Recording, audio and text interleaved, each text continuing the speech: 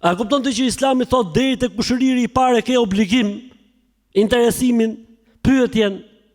Deri tek kushëriri i parë nuk bëhet fjalë për tezën, për hallën, për xhajën, për dajën, po edhe fëmijët e tyre dhe gocat e tyre. Mo interesu me pyet si kanë hallët, si kanë punën, çfarë vështirësish kanë, si mund t'i ndihmojsh.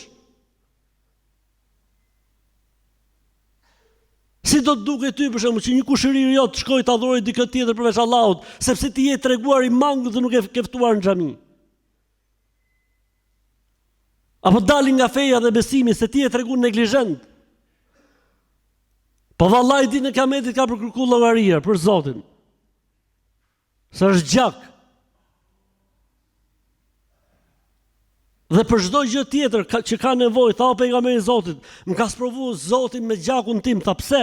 U bëj mirë, tha më bëjnë keq. I lavdroj më shajin. S'kan pas një të keqe prej meje dhe vetëm keq kanë pa prej tyne.